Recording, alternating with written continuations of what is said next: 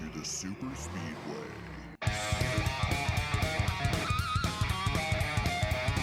Welcome to episode 187 of the Super Speedway podcast, recorded Wednesday, March 17th, 2021. I'm your host, Eric Young, and I am joined, as always, by my co-host, James Cush. James, it's St. Patty's Day. It is St. Patty's Day. Yeah. The only reason I remembered is my daughter had school today, and I'm like, oh yeah, there's St. Patrick's Day party. It's St. Patrick's Day. Wow. I got the kids off to school this morning, and I don't care about St. Patrick's Day. I don't drink. I'm not Irish. I have absolutely no reason to celebrate St. Patrick's Day, so I sent them to school. Can't go anywhere anyway. I sent him to school like normal, and the one kid kept getting pinched all day because he didn't have green on, and I was the bad guy because I didn't make sure they wore the right stuff this morning, so... Whatever. I forgot about the pinching thing. Yeah, That's great. It's such a dumb holiday. And no offense to the Irish. No offense to the Irish. But I get it. If you like to drink, hey, it's an excuse to drink during It's the more week. fun in college than it is when you're an adult. Yeah. When you're an adult, all you really want is a nap. Right. And any excuse to get a nap. St. Patrick's Day goes against every nap philosophy that I have. I squeezed in a nap today, James. It happened. I don't know how people do it. Well, when you work from home, it's really easy to take your lunch break and just kick back on the couch and take a little 45-minute siesta. I have stuff to do on my lunch break. Yeah. Can't be taking naps. Like what? Eat lunch? No. What? Other stuff. Exercise. Stuff like that. Come. See, that's your problem right there. That's right. I know. Exercise is always in the way. That's why I don't do it, James. I'm telling you. I know. My life is so much better. I got to get my miles in instead of my Z's. Hey, I might die 20 years earlier than you, James, but at least I enjoyed all those years. It's not the quality, not the quantity. Exactly. Yes. Yeah. Well, hey, this is a NASCAR podcast. Yes. So maybe we should talk about some NASCAR. We had the Instacart 500K. I'm going to say K because it's a 500K at Phoenix Raceway this weekend. And Martin Truex Jr. Put an end to the 29 race win. Really, is that right? 29 races he hadn't won a race? Yeah, last year at Martinsville. Yeah. Wow, that does not seem like it was that long. A long time for him, right? Yeah, but how many second place finishes did he have in that He had time a bunch. frame? Yeah, he had a bunch. He's, that was the whole, last year was like kind of the proving of Cole Pern is really, really good. That's right, yeah. But I mean, Martin Truex Jr. last year, so he had 7 wins in 2019. He had 1 win in 2020, but he had 1 less top 5 and 1 less top 10 that year. So, I mean, he was up front a lot last year, led 950 laps. So it wasn't like he was far off. He just didn't get the wins. But now, I mean, this year he's knocking on the door every week and got it done here in Phoenix. It's a good sign for him looking ahead. You want to get that win in the bank. So he's locked into the playoffs and he's got a win at the championship racetrack. So got to be feeling good if you're the 19 team. Yeah, it's kind of hard to complain about that sort of result. James, I have a question for you because I know your thoughts on Martin Truex Jr. At least I know your past thoughts on Martin Truex Jr. Sure, yeah. So Martin Truex Jr., he's got 28 wins now in the Cup Series. He's been racing since 2004. He ran 2 races in 2004 in the Cup Series. He's been full-time since 2006. Mm-hmm. Is Martin Truex Jr. an elite driver in the Cup Series at this point? He's won a championship. Yeah. I mean, yeah, he is. Yeah. So we're over the whole, Martin's a good driver, but not really. He's done it long enough. From 2015 through now, he has been at the top of the sport every single season. I mean, he's elite. There's no doubt about it. He has equaled his win total this year, or we equaled last year's win total this year so far. Now 5 races in, because he only won one race last season. But prior to that, he had 7 the year before, 4, 8, 4, and the last one win season before last year was 2015. You know who that sounds like, Eric? Who's that? KFB. Yeah, it does sound a bit like KFB. But yeah, it's just one of those years last year. Like I said, though, he had a good year last year. I mean, his average finish was 11.7, which it's down a little bit from where he's been, right. But he's bumped right back up to where he normally runs in the 9s every single week. I mean, Martin Truex Jr., yeah, he's had great equipment under him. Joe Gibbs Racing stuff all those years. Cole Pern, the best crew chief in the business for a stretch. But, you don't run up front like Martin Truex Jr. without, you can put a lot of drivers in good equipment and they not do anything. Right. He's definitely, he's a Hall of Famer. He's elite. He is one of the best in the business. 41 years old now, though. He's definitely teetering on that, we're not sure how long this is going to last, but when you're racing with Joe Gibbs stuff, you can extend that career just a little bit. So I think he's got a couple more good seasons in him, and he's definitely a championship threat this year. He's, if you had to pick one of three guys right now, he's definitely shown early on in this season. I know we got a long way to go, but he is definitely he's probably the favorite. I mean, Kyle Larson looks really sharp too, but Martin Truex has been at this thing for a long time and he's done it before. So yeah, I think he's looking pretty good. You got to be really, like I said earlier, you got to be really happy with what you saw at Phoenix. I mean, that was, hit the wall, had some damage. The team fixed it up. He was upset on the radio for a minute again and got over it. And that car was fast all day. And, he had a late race restart. And Eric, you know how important a late race restart is. And took Joey behind the woodshed and got that and just dominated it. So it was great. You got to love this point in the season, this early part of the season where all you have to do is win to be a championship favorite. Every week we're like, is he a championship favorite? Yeah, he's definitely. Really, last week Larson was a favorite. I mean, it just depends on who wins that week. It's so early. It's hard to predict. It's at this so point. Early. But when you win at the track that's going to host the championship race, you definitely become the favorite. Right. Well, and you show consistent speed. We've got a lot of championship contenders right now, but Eric, that's the beauty of the NASCAR Cup Series season. It's so long that they whittle away. And even Kevin Harvick last year, he whittled away right until, towards the end of the season and was and disappeared. And that was the end of his run. It was a great season. And, the strong always survive in the Cup Series.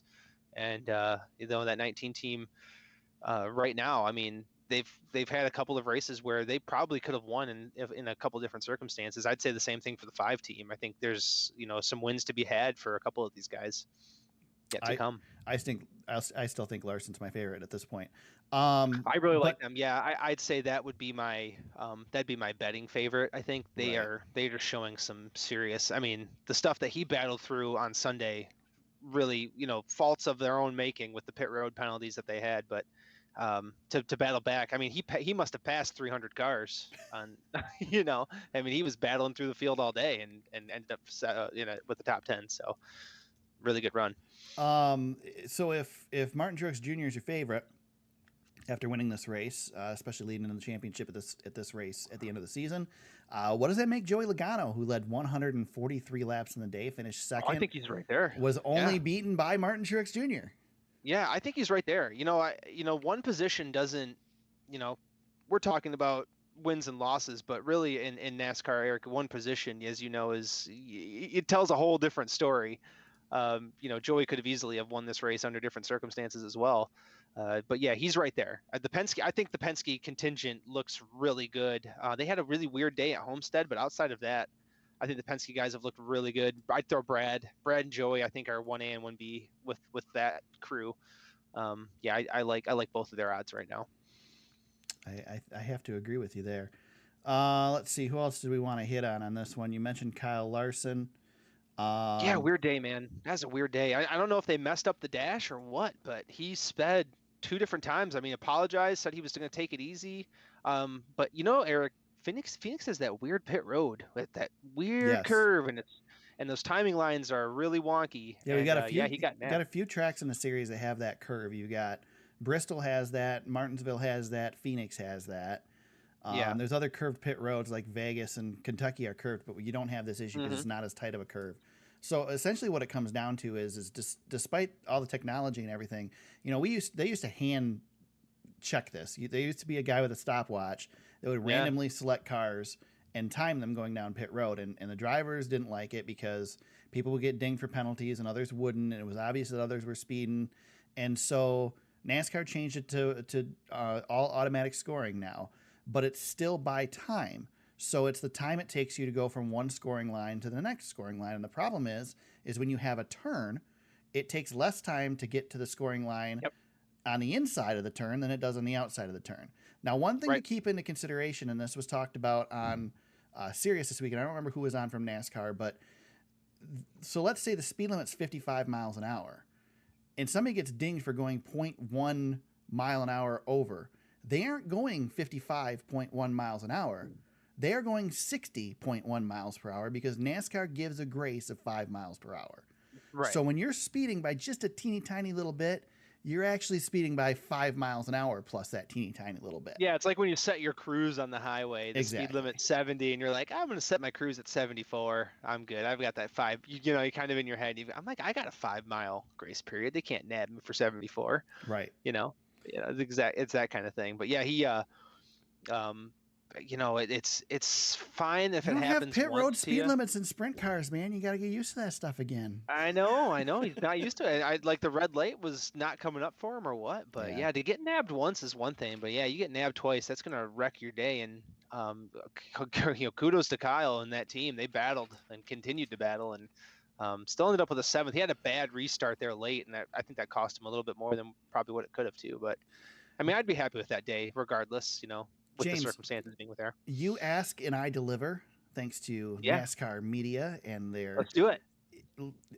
Litany of stats they have available to us. On Sunday, Kyle Larson had 63 quality passes. He was 4th overall. Number 1 quality passes with 75 was William Byron. Ooh, Willie B. Kevin Harvick was 2nd with 70. Christopher Bell 3rd with 65.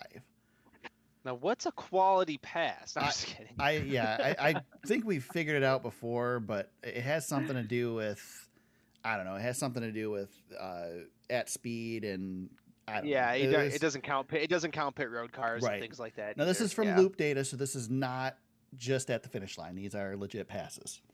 Yeah, whether they led a lap or not, or whether they actually ran that position or not. Well, and he had to start at the back at the beginning of the race too. So did Byron. Byron went to the back at the beginning of the race too, didn't he? I believe so. Yeah. So I mean, there's all the Hendrick cars except for one. I think. Bowman was the only one. was okay. Yeah, but yeah, they. Bowman was the one not running the trick parts this week. I know. Yeah, no kidding. And he had I think he had probably the roughest day of the bunch. I know Chase was battling quite a bit as well, but yeah, Bowman. You go to Phoenix and you think of Bowman and driving for Dale. You know, you think that maybe he can pull off a win. He just wasn't there on Sunday, which is, you know, that's going to happen. Yep. We talked about Martin Truex Jr. having good equipment with Joe Gibbs Racing. Is Joe Gibbs Racing equipment good enough to earn you a good finish at Phoenix? Nope. No, it is not. For Kyle Busch. No, it is not. Kyle Busch continues to struggle in, I don't know, weird times. 2 years of just hell for Kyle Busch. It's just weird. It's just general weirdness for Kyle. You know, and all it's going to take, well, I said all it was going to take was a win to turn it around, but he won last year and it didn't turn it around.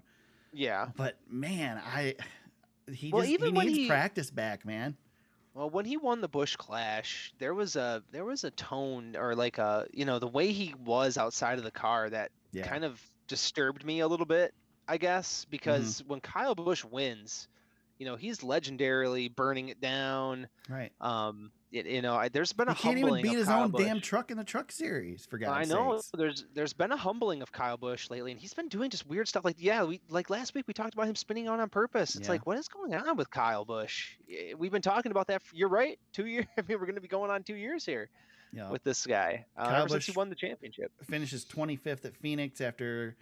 You know, he was running okay, and then had he was bringing it back. That's why I left him in my fantasy lineup. I'm like, Kyle will get his lap back, he'll be fine. And then he ran into what appears to be a dart with no feathers in Ross Chastain, and that ended up, which was an interesting scuffle on pit. Well, it wasn't a scuffle; it was a discussion on pit road.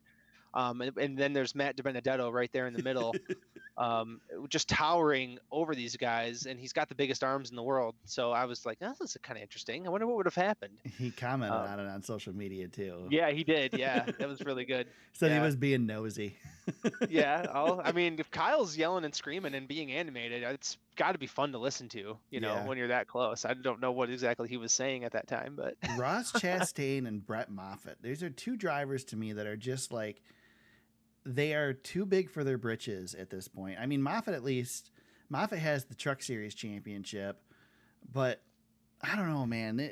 You need to earn that respect to go and be taking out NASCAR he champions. He was all over the place on Sunday. I felt like, and this has been a weekly thing with Ross. Well, this is a guy that has been pegged for the Cup Series for a couple of seasons, and I think he's getting a little awakening that it's not as easy as he thinks it's going to be. Yeah, when you make a step up in equipment, of course, right. you think it would be a little bit easier. It's more puzzling too that to me, Ganassi had a chance to bring up a John Hunter Nemechek here as well. Right. Depending on what his Sorry, his John Hunter contract. made the right move. Yeah. That was a big. If you want to hear more in depth on that, the Positive Regression guys went over that. I think last week they were the curious case of John Hunter Nemechek is actually pretty good. I think John Hunter's in a better place where he's at than cleaning up Matt Kenseth's scraps. Yeah, it's true. That's probably true.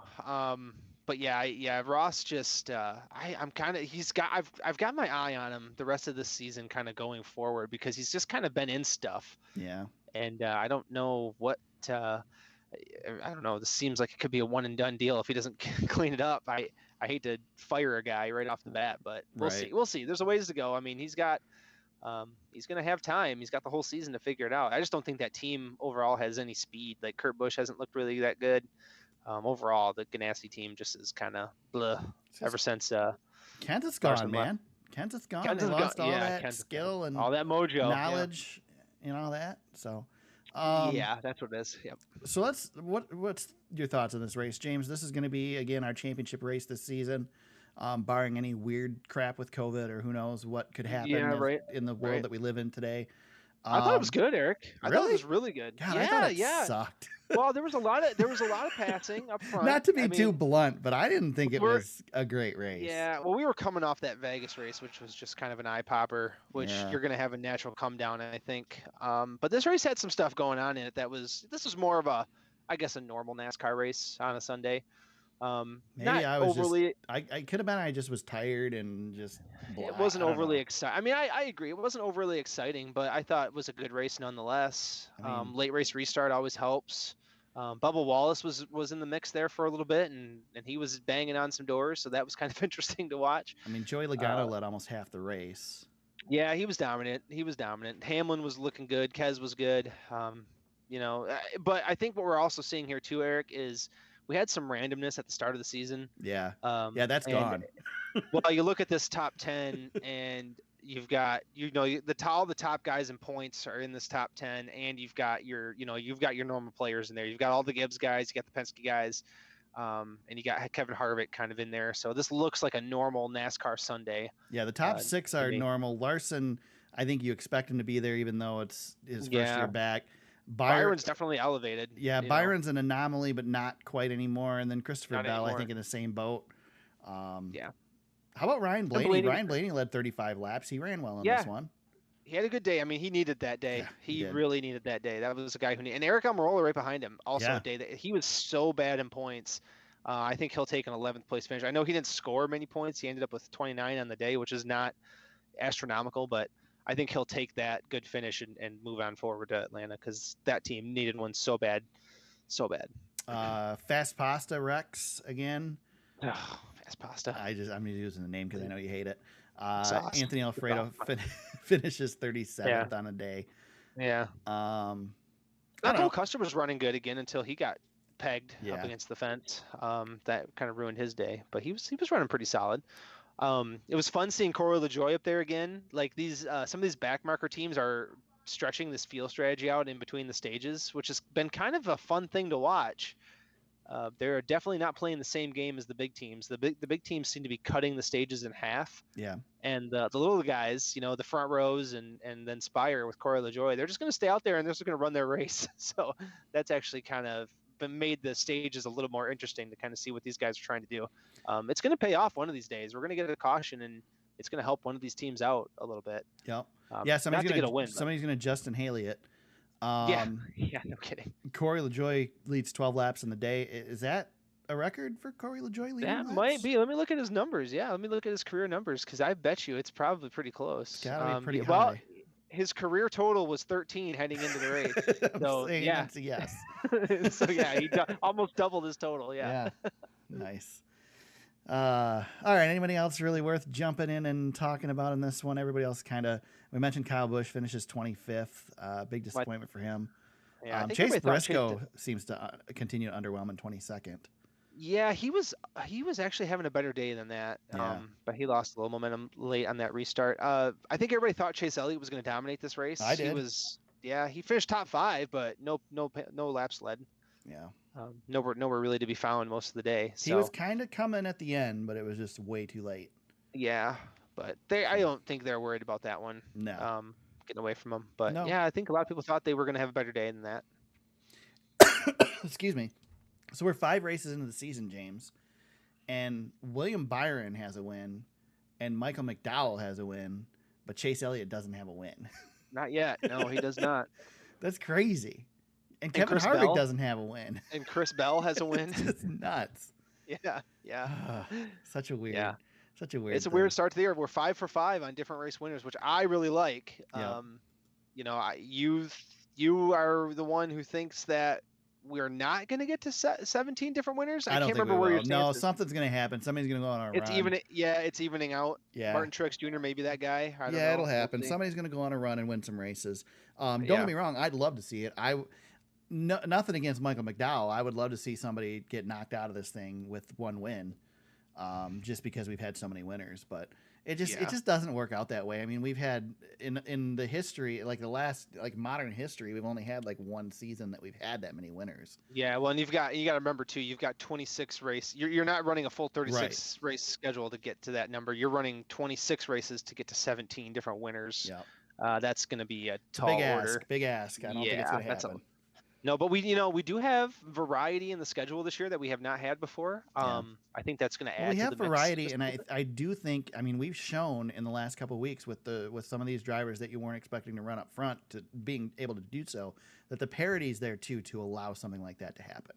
So it's certainly possible. I'm not saying it's not possible. I'm just saying it's not going to happen. I wouldn't be surprised if Tyler Reddick went into Atlanta and had a really good run. Based on how he ran at Homestead. I know they're two different tracks, but pick for Sunday. Jeez. Oh no, I just gave it away. But you speaking to parity, it's I could see Tyler Reddick having a good run at Atlanta. You don't really run the high line in Atlanta. Kevin Harvick has lots of success on the bottom there, but we'll talk about Atlanta in a little bit. But I'm just saying, you're right. There's definitely room for parity and some evening out. But I just think that you're right. I think we're seeing the playing field kind of level out here a little bit. Not that we won't see a couple of sneaky winners. I mean, we got Talladega and Daytona still coming up as well. So lots of opportunities out there to be had for some. Yeah, definitely.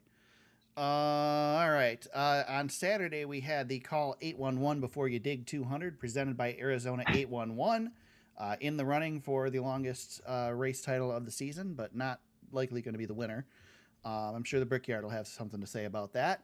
Austin Cindric put a whooping on him, James. 119 laps led, and comes home with the win in the old 22 Penske Racing Ford. Yeah, he's he's doing what he's supposed to be doing. It looks a lot like what him and Briscoe did last year. Again, he's just overqualified. I feel like he's just overqualified to be in that series anymore. Yeah, I mean, the only reason that Austin Cindric should be still in the Xfinity Series is because there's not a spot for him in the Cup Series. There's no room in the end, yeah. There's no reason that he should still be in that Xfinity Series. He has earned a spot in Cup. Yep, like Briscoe last year before him. You know, Briscoe, there's nothing left to do. There's, and after Cindric's run last year to the championship, there's nothing left for him. But he's getting his Cup, Cup runs. He's going to run Cup this weekend in Atlanta, so he's going to have some seat time. But yeah, I don't think he'll be there next year. I'll tell you that. No, there's no way. but that was a whooping. And he's been a super aggressive this year too, which I've actually kind of liked to watch. He's like the bully who knows he's better than everybody else a little bit, which, I mean, I like a guy. There's no reason he should be getting pushed around in the Xfinity Series. No, he should carry himself that way. Yeah. I mean, carry yourself like the champ that you are, man. You are the champ. Go out there and, put it on him. And that's what he did on Saturday. I like that. Yep. So far in his long and storied Xfinity Series career, Ty Gibbs has finished no worse than second in the Xfinity Series. It's pretty good. Pretty Second good. Like place he's playing finish. the video game on easy, huh? Damn, I'm telling you, man, this kid. He looks like he can drive. He can drive. He won the road course. That's a tough track at Phoenix. That is not an easy track. No. I really like what I see out of Ty Gibbs, and he's got some arrogance to him too, man. He's not messing around either. Is there likely a better car in the Xfinity Series than this one? No, probably not. He's got probably the best equipment he could possibly have, but he's still making it work with what he's got. So, I don't know. Go out there it's impressive. Do what you're supposed to do in the equipment that you have. That's it. I mean, you are in the best stuff, and he's done what he's supposed to do. I'm pretty sure there's already a fire suit stitched up with Ty Gibbs' name and a NASCAR Cup Series logo on it for next season. I'm telling you, this kid's going to be in the Cup Series. No, you think next season already? I don't know, but he's going to be there quick. If he does this all season long, all of his chances this season, he's not running a full season in the Xfinity Series, so chances are he'd probably run full season next year in the Xfinity with some Cup starts and then jump up the next year. But they've got Gibbs has got that nice little cushion over at 2311 Racing now to move some guys around. So Yeah, there's no way that team's going to stay a one man team for long. Oh, that Xfinity lineup for Gibbs is just, I mean, golly, man, you've got Harrison Burton. I mean, that's just a really good. Yeah. They just got a good group of guys. I mean, Ty Gibbs looks like he's the real deal. What is it like when Harrison Burton is as good as he is, and Ty Gibbs comes in and makes him look bad? I know, it's crazy. Harrison Burton's like he's one of the next dudes. I think he's gonna be a really. Could he get passed by Ty Gibbs? I mean, he could, but there's a lot invested in Harrison Burton. Fast. I mean, yeah. I mean, it's two races, so we're a little early. I mean, I'm sure people like us were talking about Kenny Irwin this way at one time. He remember his Cup Series debuts were pretty flashy. Well, let's look at history, James. It's two races, so it's a little better than some history. But if we look back at drivers who have performed really well, remember Jamie McMurray got a ride in the Cup Series because he won in his third Cup race or whatever. Trevor Bayne. Won the Daytona 500 in his first race, wasn't it? His first Cup second race? Second race. I mean, so it doesn't necessarily mean you're, the next Jeff Gordon, but Jeff Gordon didn't win his first race in the Cup Series or Xfinity Series. Jimmy Johnson sucked in the Xfinity Series, so I mean. Yeah, and there's no luck involved here. He's running really well, running strong. Yeah. Yeah, he's beating Cindric on the road course, and then he's running her up to him at Phoenix. I mean, you can't ask for much better than that. That's about as good as you're going to get. A couple other drivers worth mentioning in this one. Brandon Brown finishes third. Great finish for him. This was kid, a great run. I'll tell you what, if he got a chance and some good equipment, I would love to see what Brandon Brown could do. Yeah. I think he's a better driver than what the equipment will do. Riley Herbst comes home with a fourth place finish. Of course, he should do that in that car, but good on Riley to get a nice finish. Again, do what you're supposed to do, right? That's what he's brought to Stewart-Haas for a number of reasons, but go get it, Yep, exactly. Justin Allgaier led 32 laps on the day, ends up in 8th place, but one of those guys that we were really expecting to do well in this race. Yeah, I know. I had him as our pick when we did our team picks last week, and you and I ended up tying on points because of that one. Because that late race, that restart, he got bottled up. I thought he might actually steal that one. Yeah, I thought he was going to get that win. What happened to Daniel Hemrick? He ended up 23rd. I can't remember what happened to him in this race. So he led 44 laps. Do you remember what happened? I don't recall. No, I was bouncing in and out of the Xfinity race, so I didn't see a whole. I think I slept through like half of it. So he. Yeah, that's right. I watched it late Saturday night, and so I kind of skipped through a bunch of it too. But ended up, he won the second stage, finished fourth in the first stage, ends up 23rd, led 44 laps. This kid's going to get a win soon. Hemrick is going to get a win soon. And I think he got into some trouble. I think he spun or something. Somebody wrecked in front of him, or maybe he spun. I can't remember. Yeah. There was some issue that put him in the back, but yeah, he's trying to resurrect his career, and I mean, this is as good chance as any for him to do it. And he got demoted to part-time last year after running in Cup, and then but now this is a good opportunity. I think he'll win some races this year. He's definitely pretty good. Yep. Noah Gragson continues to struggle, has a blown motor this week.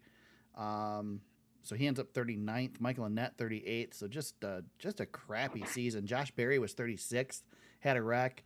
Just a terrible start to the season for JRM Motorsports. Yeah, Noah's Noah's really good, and I know we've talked about him probably enough right now on this podcast, but he will get there. Yeah. He is just as raw as the meat you get at the deli, man. He is.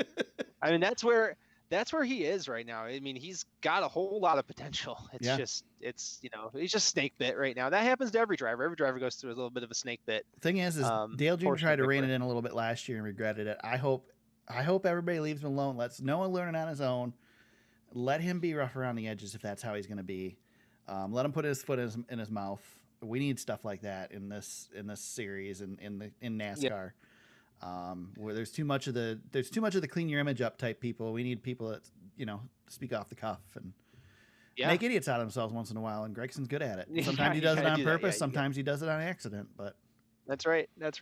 So, all right. Anything else for the Xfinity race? No, I think that was it, man. Okay. We head into Atlanta this weekend, but let's talk some news first. Let's see. Brad Keselowski, Daniel Suarez going to be short crew chiefs this week. Jeremy Bolins, Travis Mack, fined $20,000 each, suspended from the Atlanta race because of 2 loose lug nuts on those 2 automobiles. Grant Hutchins will serve as Keselowski's crew chief this weekend.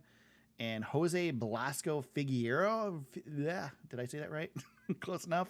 Yeah, you're close. That was close. Yeah, you lost Suarez. it there at the end. You kind of spun out there in the end, but you got it. Speaking of Suarez was on the Xfinity broadcast this week, and I think did a great job. Yeah, he did good. I enjoyed listening to him. I especially enjoyed him calling a couple laps in Spanish. That was pretty good. And the swooning from the female crowd on Twitter afterwards was pretty entertaining as well. There you go. Yes. so good on Suarez. I'm glad to have him back. Yeah, he was gone last year. He disappeared. Speaking of Brad, I'm bummed that he loses his crew chief because I think that's going to probably cost him a little bit this weekend. Right. However, Brad Keselowski on that start of the race when he dove down to the pit wall. Oh my gosh. I know we forgot to talk about that. I wanted to mention that really quick. It was so like I was like, oh, that's my line. Yeah, it was a video game line for sure. When I played the video game, I'm like, oh, that's how I run at Phoenix. I take that bottom right off the start. Let's put it this way: really there was absolutely no way that Brad Keselowski was getting past on the inside on lap 1. No way, and he took it all the way to the wall. What was he like? I don't know. What if you had to guess? What was he? 30 car widths down on the track. I mean, I've never seen. Ridiculous. Nobody has ever taken a tighter line around a track. It would have been much easier to measure the distance from his car to the end of pit wall than it would have been from the edge of his car to the track. As a matter of fact, you could have probably measured to the pit wall with just a standard ruler. Yeah, maybe had room to spare. Yeah. Can you imagine if somebody tried that and somebody was coming out of that pit road? Man. Holy cow. There's a lot of like what ifs with Phoenix because it's such a wonky place. But yeah, it really is. It's just such, Phoenix was already a weird track. And then they kind of encased it because it used to. Well, it's an asphalt bowl now. Well, it used to have all those openings for the road course. And I remember for years they would have to pit wall was wide open. Well, they used to have to redo the wall coming out of turn 2 because people would hit where it jutted out and break the concrete off the end of it because everybody was constantly running up against it. So then they got rid of the road course. They put the wall all the way around the track, and then it was kind of weird, but not as weird as it is now. And now the start finish line's in a weird spot. You got the dog leg and the apron down there. It's the widest track in NASCAR. Yeah. It's a mile long. It's so weird. So like if they ran that way at Darlington, is what it seems like to me. Like you can't run that way at Darlington. It's not possible. But like Darlington's built kind of wonky like that too. Where if you could run down there, it would look like Phoenix. But I'm glad we brought this up because there was something I wanted to mention because of this. We're off the rails, folks. Here we go. So I wanted to get into this, and I'm glad we came to it because I would have forgotten about it. So James, we have this dog leg and the apron that they can run down on the apron all the way down. We're going to go to Circuit of the Americas where there's tons of runoff and stuff for the the Formula One cars that NASCAR is going to allow them to use it because NASCAR allows that. Versus Formula One, which doesn't allow you to get out the course. You get penalized. So my question is what – I know what the difference is, but I also don't understand what is the difference between allowing them to go 18 car lengths below the yellow line at Phoenix, but not letting them go below the yellow line at Daytona and Talladega. It drives me freaking crazy because here's the deal. We went, 8, 10 wide at multiple points this weekend. How many wrecks did we have as a result of that? Right. 0. Right. We had 0 wrecks as a result of that. So you're saying you're saying that if we get rid of that rule at Daytona and Talladega, that we're going to have a bunch of extra wrecks because we already wreck like freaking crazy at those tracks. How is it going to increase the wrecks? Eric, I want you to know that you are heard. God. You are heard. So I think NASCAR should be consistent, James, and they should either make a yellow line rule or get rid of the yellow line rule. I don't understand why it's different at different tracks. I do, but I don't. Go ahead. You can have the floor now. No, I was just gonna say the only difference is 30 miles an hour of speed. Yeah, I guess, it's the whole getting airborne and flying in the catch fence thing. I get it. Yeah, you're not getting airborne at Phoenix. Oh, I guess you could. I mean, I just saw a car flip down the backstretch at Bristol. Right. On the dirt, so I don't know. Wouldn't be a bit surprised if we see that in a cup race, by the way. But anyway, not to that level. But oh my god, no, that was a good soapbox, Eric. I agree. I mean, you got tracks like, I don't know. You cut out for a second, James, but fortunately I kept talking. So it's okay. Go ahead. No, do your thing. But you got tracks like Kentucky and Chicago and Kansas, and where you duck below the yellow line in the trial and all that stuff, and it's just. The reason the drivers don't get the rule at the super speedways is because the rule's different at different places, and it's just dumb. Let's just pick a rule and stick with it. If you're going to have the yellow line rule, which I don't think you should have, but I mean, geez, it's a huge advantage to cut the course. They're cutting the course. This is like Mario Kart. You're taking the shortcut in Mario Kart at Phoenix, and we're allowing that. Yeah, but you can't put 2 tires below the yellow line and pass somebody at Daytona and Talladega. You get sent to the back of the field. It's so stupid. Wow, I didn't think we were going to go there today, but that was great. Yeah, I'm glad we talked about it. It's all your fault. You brought it up, so. I know. I'm sorry. Back to the news. There's a bunch of drivers that are going to race in the truck race. Well, I guess let's get to the Cup race first. Stuart Friesen's going to drive the 77 car for Spire Motorsports, the Bristol Dirt Race. First start in the Cup Series? Yeah, that's awesome. I think it's cool. I know you're not a giant Stuart Friesen fan because you're Tony Stewart fanboy, but. That's right. That's right. That's okay. But I'm excited for this. I think, I'll tell you what, James, if I still get to pick first at Bristol, I'm picking Stuart Friesen to win that dirt race in the Truck Series. So really? Oh, okay. Yeah. I think I'm going to hold you to that. Well, I don't know if I did, but there's a pretty good chance. I mean, we can't pick the Cup guys. You're not going to be able to pick Kyle Larson. I know. I wish I could. So, I mean, I don't know. I know. Yeah, Stuart Friesen's probably the best pick for the truck race. Yeah. I would think so. So. Yep. Stuart Friesen running the 77 car for Spire Motorsports. His wife Jessica apparently is running the truck race. James did these notes. I didn't. I'm reading this like I did all this, but James did all this stuff this week. So his wife's running the truck race, huh, James? Yeah, Jessica Friesen's going to run in the truck race. It'll be the oh my gosh, it's the second time ever that in a NASCAR race that a husband and wife have run together. I'm assuming that she's a normal dirt racer. She is, yeah. She runs, I think late models and sprint cars and stuff too. Yep. On a smaller level. I think they have a son as well. If I remember from when Stewart won the Eldora Dirt truck race, the old Mud Summer Classic. I'm going to call it the Mud Summer Classic. I don't care if I get sued. Yeah. Come at us, Major League Baseball. No, please bring don't. It on. Please don't do it. If you do, James Cush, Kuch, on Twitter. Yeah. So it's going to be a family affair in the truck race, and then Stewart's going to be running the Cup race for the first time. So I'm curious to see how that goes. We'll see. And as I mentioned, we're going to have a bunch of Cup drivers in the Truck Series race. No surprise there. I guess they have to make the field, but. I can't remember. Are they qualifying for this? We are qualifying for this, right? Yeah, they're going to have to. Yeah, there's going to be practice and everything for this. There's heat races to make it into the finals. So they're going to be in the show.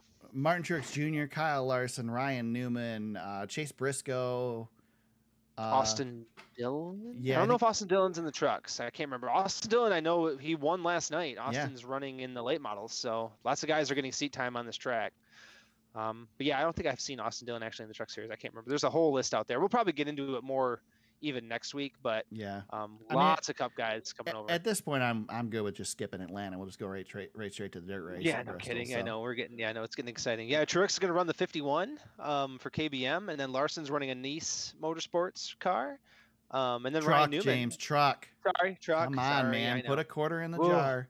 That's $1. Yeah, you're right. It's $1. Yeah. That's $1 fine. Yeah, Ryan Newman. We've seen Ryan Newman run the trucks at Eldora. That was he was in the first one. Remember that? Yep, he's in the first couple actually, I believe. Yeah. Well, Larson was too. Yep. Larson's one of the greatest shows at a racetrack I've ever seen. I was watching Kyle Larson run the fence. Yeah, Larson ran it till he won it, and then he was done. Yep. And then he ran against the wall until he burned the truck down. Yep. At, what was that? The 2014 race? Oh my God, that was so much fun. Oh my. Yeah, gosh. I don't think anybody's ever hit the wall as much at Eldora than Kyle Larson did that year. Nope, and he hung on to it all the way until he couldn't hit it anymore. Yep. Are you excited about this race yet, James? Yeah, I'm getting there. I'm excited. Yeah, I've been watching. So here's the thing. Here's my argument. So first of all, I think the dirt's going to hold up. And even if this turns into an asphalt short track race, the one thing we're not going to talk about? We're not going to talk about aero push. And so I don't care what happens. It'll be slow, but they won't be running into aero issues, and it'll be an exciting race because of it. Well, the trucks only ran like 86 miles an hour at Eldora, so they're going to go faster than that here. Yeah, this track's going to be quicker than Eldora. It's not. I've been watching fast, a lot of the. I have been watching quite a bit of the late model stuff that's going on there right now, and it is interesting. I mean, it's good. The track looks a little funky, like a little bit of of ruts going on, but they've got plenty of time to work on it. So yeah, it's great. James, you can take this last one because I don't care. Go ahead. You did the research. I didn't even click on the link, so I'll just take your word for it. There's not much to say, but I feel like it's worth. It's just worth mentioning when the biggest, I guess what would you say, Eric, the most powerful or popular athlete in all of sports. Is I guess so. I mean, it's basketball sport. I am. Yeah, it is the game. People play it. Never heard of it. But LeBron James, never to be outdone by Michael Jordan. If I'm sure people will get that if you're listening to this. Anyway, he bought into the Fenway Group, which obviously owns Roush Fenway Racing. They're the parent company of Roush Fenway Racing. So LeBron James is a NASCAR owner. Just like Michael Jordan, I guess. A little bit different situation, but I doubt we'll see LeBron ever at a racetrack because of this partnership. But he, nonetheless, he is a part owner of Roush Fenway Racing. Does that mean he partially owns iRacing now too? I guess. I don't know. The Fenway company partially owns iRacing, I believe. Oh, I did. I guess I didn't read that part down. So yeah, they do, because I remember when it was first back in the day, and they bought the code for NASCAR 2003. He's a minority, a minority holder in the company. So yeah, whatever Fenway owns, like they own a professional soccer team in Europe. They own, obviously, the Boston Red Sox that's where the news is coming in, is LeBron James is now an owner of the Boston Red Sox. So that's where the big news is coming in. But anybody who's followed NASCAR for this long, I mean, Fenway's been around for, gosh, Eric, it's been over a decade, I think now. It's been Roush Fenway Racing. We grew up, it was just plain old Roush Racing. But the Fenway Group has been around for quite a while with Roush. So yeah, the 6 and the 17, those are LeBron James's cars now. So pretty interesting. I don't know if it means anything, but I thought it was worth mentioning when somebody like that buys into NASCAR. So John Henry helped found iRacing. He is one of the main investors, principal owner of the Boston Red Sox. So I don't know quite how that all fits together with the Fenway Group and all that, but yeah, John Henry's like the man in charge of Fenway Group. Yeah. So he's like, Bezos, I guess, Right. So maybe it's a separate venture from Fenway Group, but who knows? But yeah, John it doesn't Henry's, matter anyway. It doesn't matter. John Henry, I mean, the reason that he owns into Roush is because him and Jack were good buddies. Jack brought him to races. He was interested in racing, and he said, Jack, I want to buy into your team. I want to be a part owner of this team. So right. That's how we went from Roush Racing to Roush Fenway Racing. So there you go. Still pretty cool. I mean, LeBron James has stolen my favorite basketball team from me, which I can't root for anymore. And now he's come for my favorite sport. So thanks. Yeah. There you go. That's my negative Nancy outlook on everything. I still think it's a good thing. I don't know. Whatever. Yeah, I don't care. I'm just glad we got Michael Jordan. That's all that matters. That's the one I care about. So I truthfully don't care about basketball because I don't watch it. It's not a sport I enjoy, especially the NBA. But I also like to rib James because I know James is a big basketball fan. So it's fun to give him a little crap. So basketball fans, don't come at me. I just don't enjoy the sport, especially at the pro level. If you want to give Eric a hard time, which I like to do, just give him a hard time about the Bears and their quarterback situation, because that makes me as happy as anything. Yeah, but you're a Lions fan, so shut up. Well, we're the same. The Bears are like a better version of the Lions. At least the Bears know what the playoffs are. The Bears and the Lions at this they might lose in the first round of the playoffs, but at least they get there, James. The Lions and the Lions and the Bears at this particular moment in time, Eric, are the Spider-Man meme staring at each other. How many playoff games have the Lions won? Ever? Oh, Eric, listen, if you're going to be trash, you just be trash. We're not pretending that we're not trash. Yeah, don't except when they win the opening game of the season, the fans are like, "This is the year we're going to the Super Bowl." Oh, I've long since jumped off that. That's been beaten out of me. When you're a Lions fan long enough, that gets taken right out of you. That's like a lobotomy, you know. Yeah. You're just a zombie after that, after a certain point of time. But yeah, you guys got the red rifle now, so you guys want to give Eric a hard time. There you go. They upgraded from Mitch Trubisky to the red rifle. And what's funny is you and I both have Super Bowl quarterbacks on our teams and have no chance at winning a Super Bowl. Right. Ever. Yeah. Yeah, that's a sad irony is that I left the Lions to go cheer for the Bears, and I basically picked the Lions plus. Well, the best thing that came out of that was you got Jay Cutler hilarity for a few years. And the smoking Jay Cutler thing. I still follow Jay Cutler on Instagram for some dumb reason. Well, I mean, I don't know. I can see it. I don't know. I don't see it, and I'm the one following him. I don't use Instagram enough to unfollow people. That's my problem. You gotta do it. Any news that we missed, James? I just did a scroll of J-Ski. I don't see anything new. Oh, Bubba Wallace tested the next-gen car at Richmond. Yeah, we didn't put that in the notes, but that's been pretty interesting to watch. The car looks fantastic. James is still hating on the sound of the car. I think the car sounds sweet.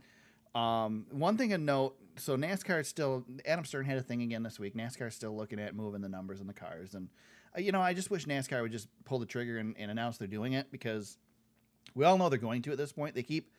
They're leaking this out there. They're getting people to talk about it now, so they're over it by next season, and you might as well just announce it. The biggest reason, and Stern pointed it out in his tweet, and it's a pretty good point. If you look at the new car, the quarter panel space is much smaller than it used to be, so there's not room to stick the big sponsor logo on the back anymore. So they need to have another option to put the sponsor. I still wish they would move the number to the front where the contingencies were and put the sponsor on the back. Personally, I don't like the number pushed back. I'd rather push the number forward and make it more like a sports car. But that's been the big debate on NASCAR Twitter all week, and it's such a stupid argument. Who cares? When they make the change, because they're going to make the change, we'll all get used to it, and then 2 years from now, we'll look back at the cars now and be like, I can't believe the numbers look like that. They look ridiculous. So who gives a crap? I just wish they would give the teams the three options: push it forward, push it back, or keep it in the middle, and let the teams decide. If you want to make a car that looks good, I don't know, but I don't want it all over. Do you really want it all over the place? I hate that in late models that you never know where to look for the number. It doesn't bother.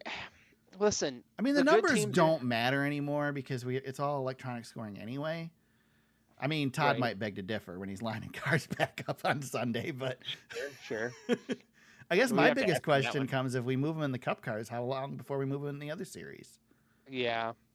Because they're going to look silly on the trucks on the door when they're on the rear end of the I just want to leave the car alone. Just leave the numbers alone. Yeah. NASCAR Cup cars are identified by the number on the door. Yeah, the sponsors pay the bills, James, and they're going to get the final I retweeted, if you want to see a good reason that the sponsorship size argument is the stupidest thing you've ever heard, go look at one of the tweets I retweeted today, and you'll see exactly why. So, there you go. There's James's tease. There. I'm not even going to say why. Just go there. Listen. Go there. All right. So we go to Atlanta Motor Speedway this weekend. Back to 1.5 mile racing on the old worn-out Atlanta Motor Speedway. We'll have the conversation again this year that we have every year. Is it time to repave Atlanta? So far, they haven't done it. We got no time now. We got 2 races in Atlanta this year. Right, yeah, 2 races in Atlanta this year. We got a doubleheader on Saturday with the Trucks and Xfinity Series.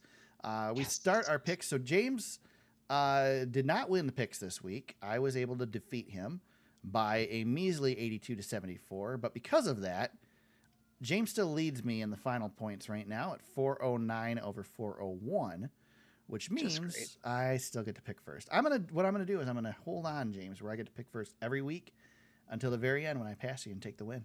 Well, you've only got like 8 points to play with for the full rest of the season here, unless you really bomb a couple. Oh, it's gonna happen. It's gonna happen. It might happen this week. Well, this is a big week. You and I were talking before the show. Whenever the Trucks and Xfinity and Cup are all on the same weekend, that's a lot of points to be had. So yep, big possible swing. Here we go. So the first race will be the best race of the weekend, the Freight Auctions 200 with the Truck Series. I don't know. I just love the Truck Series. I told you, James, before the show that I had a gimme pick and then a couple that are kind of could go anyway. My gimme pick's going to be the Truck Series, and I'm just going to take last year's winner, and I'm going to go with Grant Enfinger as my pick for this one. Oh, yes. I was tossing some other options around, but I felt that was the way to go for me. So, well, that leaves me with John Hunter. There you go. Oh, speaking of which, let's Todd suggested a rule for us this week, and yes. We're gonna follow this rule. So we are no longer allowed to pick the same driver 2 weeks in a row. Yep. James can pick Grant Enfinger next week if he wants to, because I picked him this week, but I can't pick Grant Enfinger next week now. So that's something to keep in consideration when we're picking drivers, because we want to make sure that we play the right strategy and don't give up a good driver on the wrong week. But it also just, it's going to be too easy to try and just, points our way through this thing and make it too simple. Well, that's the thing is, I was arguing last week, I could pick Austin Cindric each week. Now, I haven't picked anybody back-to-back except Sheldon Creed, which I can't pick him this week. I've picked Sheldon Creed the last 2 times in the Truck Series race. So Sheldon Creed was off the board for me this time. Yeah. So I picked Noah Gragson a bunch in a row, but Gregson's not done anything. Yeah, that was my dilemma. Was I could pick Cindric every week if Eric lets me. I'll just take Cindric because he's gonna. He's scored me almost 100 points by himself. I thought about other options too that we could do. You can't pick the same driver twice until we use up all the drivers, but it's too complicated. I don't want to make it too complicated, but this makes it a little easier and makes it, it's not so much to prevent us from doing it to cheat. It's to make it more fun to where we don't feel like we have to do that. Yeah, and we want to make sure that we're giving at least a little bit of variety to the list. So we want to throw some names out there. Both of us have been playing the game a little bit to where we've intentionally picked other drivers just to keep it interesting. But this just makes it so we have to. So yeah, last week was a great example. I was like, I'll just take Austin Cindric again, but you take Justin Allgaier because it's a little more fun, and I want to see Justin Allgaier do well. Don't you feel stupid? I do. I scored some points with him though, but I do. I feel dumb. The Xfinity Series is next, the Echo Park 250. I'm going with the driver that I just said earlier is going to win a race or a few this year, and I'm going to stick Daniel Hemrick as my pick for this one. Ah, nice. He has a good average finish here as well in the Xfinity Series. So yes, he does. I am going to take. Let me see. Take Noah Gragson. He's a great pick. Yeah, he's been doing really well this season, and I think he should be the one you choose. No bad luck whatsoever for him. I'm going to go with maybe one of the championship favorites. I could take Austin Cindric, but I'm not going to. I'm going to take. I just want to note that I have not taken Austin Cindric yet. I know you haven't. I know. I could take him this week, but I'm going to leave him on the board. I will take AJ Allmendinger. It's a good one. Yep. He does have a win at this racetrack. Recently, and he's got a win on this season recently. So let's keep it rolling with AJ. It's a really good pick and a great average finish here too. So yeah, he's a good run. He's going to be a good run. I think. Around really good pick. Yep. All right. So I picked the guy who has not won in any of the top 3 series yet. So nice.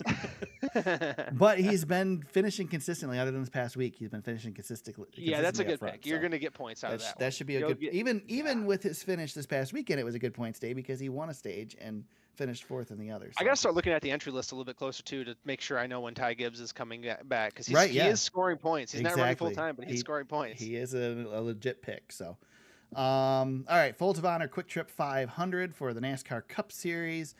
And I don't think this is an easy pick because I don't believe he has a win here, but I'm going to go with Kyle Larson as my pick for this one. Ooh, So, I didn't think you were going to go there. So that leaves me with both my options. Yeah. Yeah, so that's good.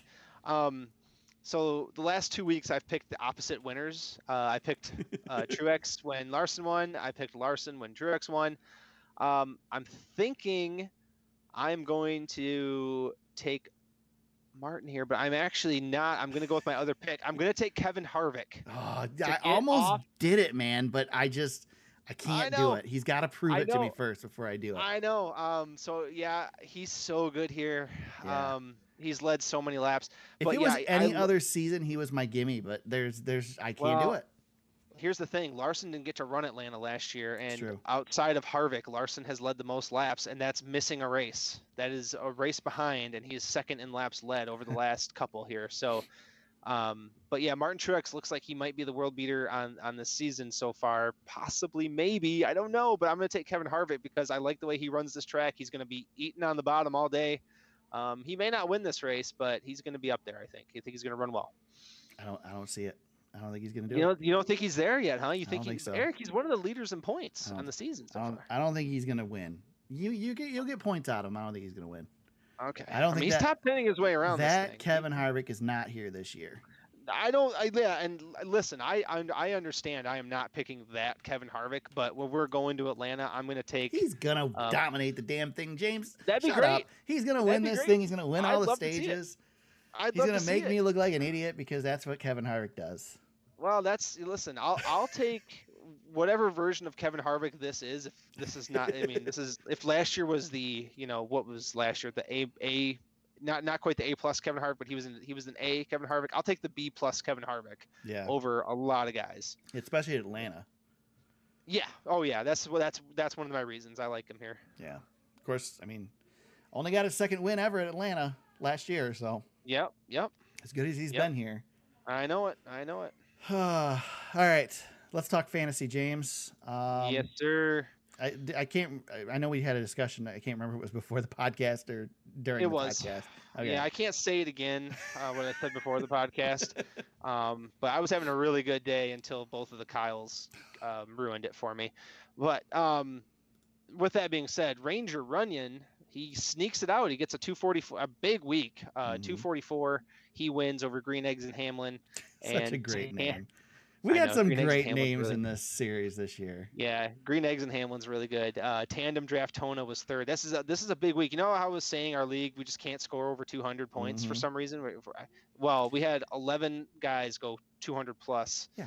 I scored 221, James, and I finished freaking seventh. I know. I had 209 and I finished 10th, and that's enough to win like the first 4 races of the season. So that says is either everybody is really smart in our league or we're all stupid, because every one of us picked drivers that normally contend, and they actually finally did. Yeah, I know. Yeah, it's gosh. But yeah, you finished you were right. You finished 7th, I finished 10th. But yeah, the league it was a big week for our league. Holy smokes, we all look like geniuses. I'm still 12th overall. It's stupid. Such a stupid I know, yeah. thing. Well, yeah, the overalls, I'm still 9th. Like I'm right smack dab in the middle of the pack every week. So I am 9th. Actually tied with Denny the Many in 9th, and then Eric, you are 12th. You're 16 back of me. Top 3, Raging Redneck Racing still leads 267, and then Rangers coming for him, one of our past champions, and also one of our past champions, Freight Train, number 3. There's a consistency there. But I wanted to shout out our buddy Barron Speedway. He is coming up the ranks, man. He's 4th. Yeah. That's awesome. So very cool. We got some diversity at the top with some of our past champions. So I need to get my crap together and start winning some of these. I don't know how it's going to happen or when, but I need to do something. It's not been great. Yeah. There's your fantasy update. Boo. Got any shout outs this week, James? Yeah, I do. I wanted to shout out us this week. Okay. Yeah, this week, Eric, 4-year anniversary of the first pod. That's crazy. And that is that's a fun trip down memory lane, let me tell you. Yeah. So, if you've been listening to us for all 4 years, holy smokes. What is wrong with you? Just think, sorry. Hour a week, hour and 10 minutes a week, how much of your life you've wasted on us. That's 4 years worth of those. Yeah. Whew. Buddy. I just thought it was cool. We love you guys, but there's got to be better things you can do with your lives. Yeah. And I was looking back, Eric, and our second ever podcast was the Kyle Busch Joey Logano fight. Was it really? We couldn't put a pin on where that was, funny. But that was our second ever episode. God, it was so long ago. It feels like we've been doing this forever. From there. I know. It's funny because, James, I'll think back to things that happened like well before we did the podcast and be like, yeah, I remember discussing that in the podcast. But it's because you and I went to Eldora for so long that we had our own podcast.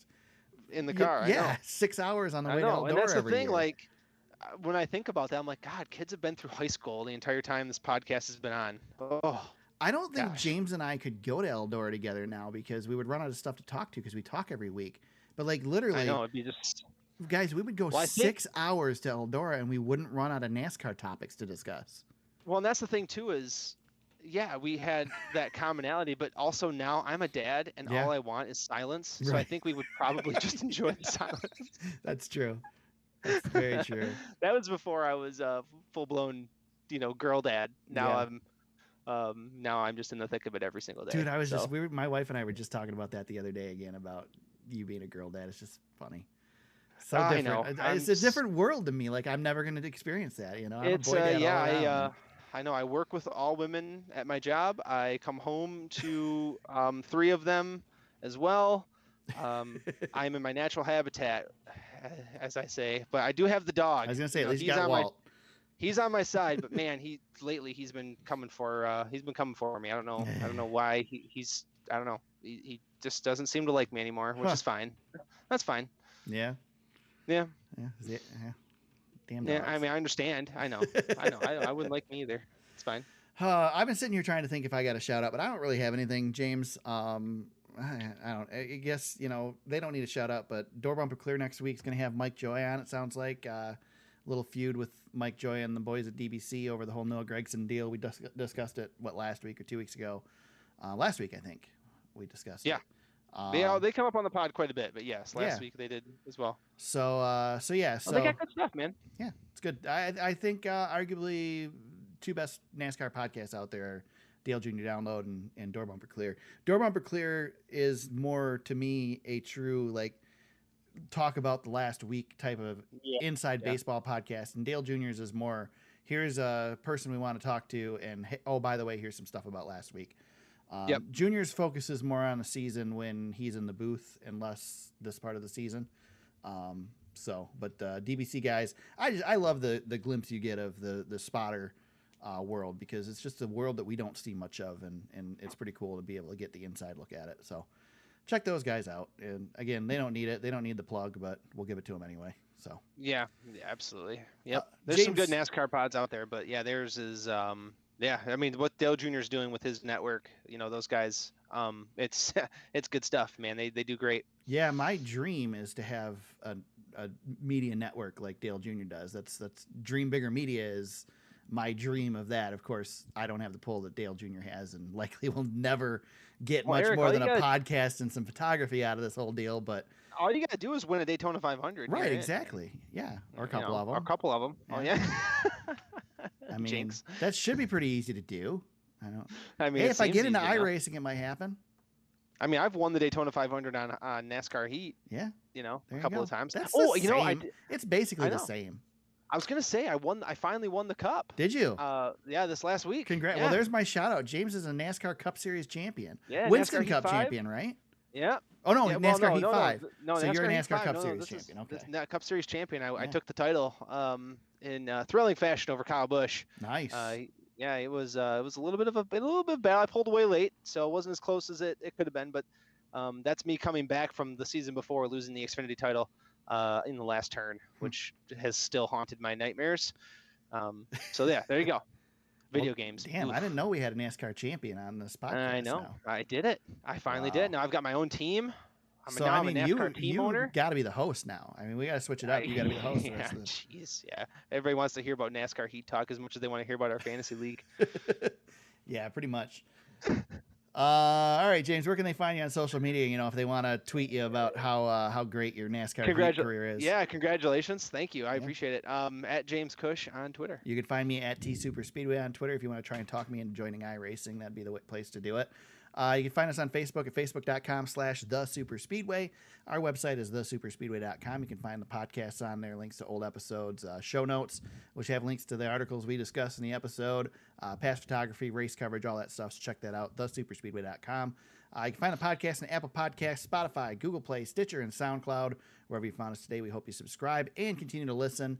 Hope you come back next week to hear some more. We will be back next week to discuss the Atlanta Motor Speedway race. And most importantly, James, we will be back to preview the dirt race at Bristol. Can you believe it? We're finally going to do it. First time in decades, the Cup Series is going to be on 70s. Dirt. Yep. Something. I never thought we'd be here. You know, it's funny when we did the first truck race on dirt at Eldora, I was like, yep, it's going to happen. And then it just did not seem like it was ever going to actually click. 8 years later, here we are. All you got to do was take a $1 billion beautiful facility and cover it with dirt. And suddenly we can run the Cup Series on dirt. So that's all you got to do. Just bring a couple thousand truckloads of dirt in. And wow, rather than use an existing track. So yep. If you want to become a patron and help the show out, you can do that at patreon.com/thesuperspeedway. Again, back next week to discuss Atlanta, break it all down. Congratulate James on his win with Kevin Harvick for the picks and all that jazz. And then we'll discuss the dirt race at Bristol. And I will whine and complain about the fact that I won't be there, despite the fact that I was planning on being. And so, yeah, enjoy that. It'll be a lot of fun. We'll be back next week. And until then, everybody, let's go racing.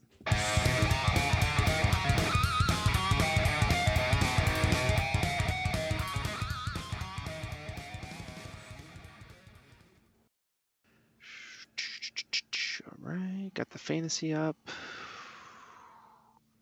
Oh man, fantasy kicked me right in the nuts. Yeah. And if you're recording, you can put that at the end of this episode. I will too. Now it kicked me right square in my manhood. I was in second all day, and then both the freaking Kyles took me out.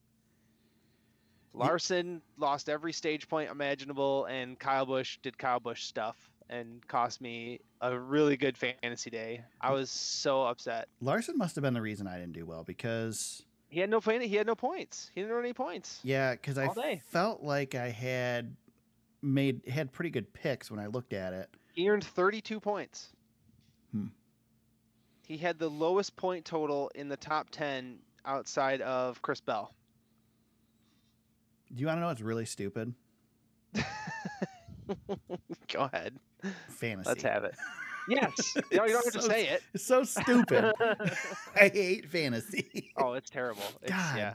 If everybody wouldn't do it, but I love the fact that everybody's doing it, but it makes me so angry. It's like you had that week where you finished in second and you had 196 points. I scored like 212 points this week and finished 10th. I'm like, what in the F is going on with this league? Yeah, I had Chase Elliott, Kyle Larson, Joey Logano, William Byron, Martin Truex Jr., and Denny. You had them all. Well, Denny was in the garage. So I'm like, those 5 guys, that had to do good for me, and I finished like freaking 12th. Oh my God, Stupid. this league. I mean, that's what the fantasy's here for, is for everybody to make us look idiots. If we just went out and dominated our own fantasy league, it would be stupid anyway. Even stupider than it already is.